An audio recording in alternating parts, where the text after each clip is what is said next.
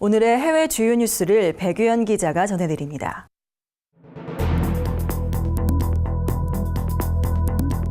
굿TV 월드와이드입니다.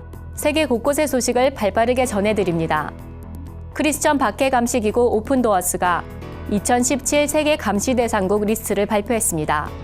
리스트에 따르면 전 세계 21개 국가에 거주하는 모든 크리스천은 종교 박해를 받고 있으며 이 지역 2억 1,500만 크리스천 인구는 높은 수위의 박해에 시달리고 있습니다.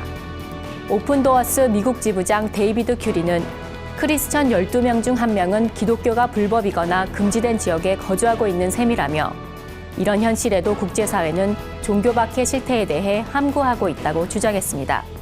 이번 리스트에는 시리아와 이라크, 이란과 같이 기독교 박해가 제법 알려진 국가 이외에도 리비아와 몰디브, 투르크메니스탄, 카타르 등이 포함됐습니다.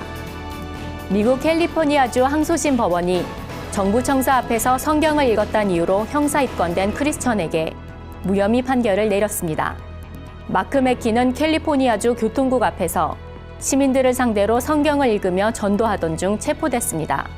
법원은 맥키가 큰 소리로 성경을 읽었지만 대립 상황을 야기시키지 않았으며 전도 당시 시민과 적정 거리를 유지한 사실을 확인하고 무혐의 판결을 내렸다고 전했습니다.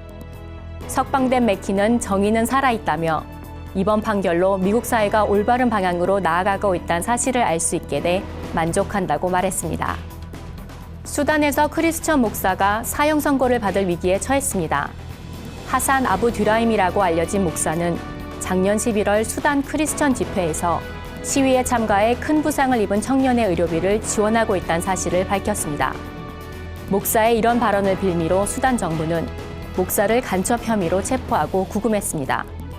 미국 법과정의센터는 목사의 석방을 요구하는 진정서에 약 11만 명 시민의 서명을 받아 수단 법원에 제출했습니다. 센터는 진정서를 수단 부통령에게도 전달할 예정이라고 전했습니다.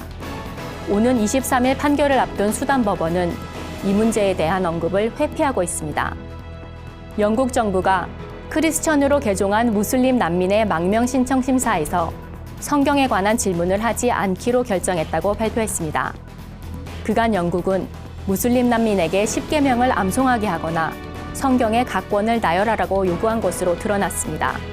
이제 막 크리스천이 된 무슬림 난민은 성경에 대한 지식도 부족했지만 언어 장벽과 같은 비종교적인 이유로 망명 심사에서 탈락했습니다.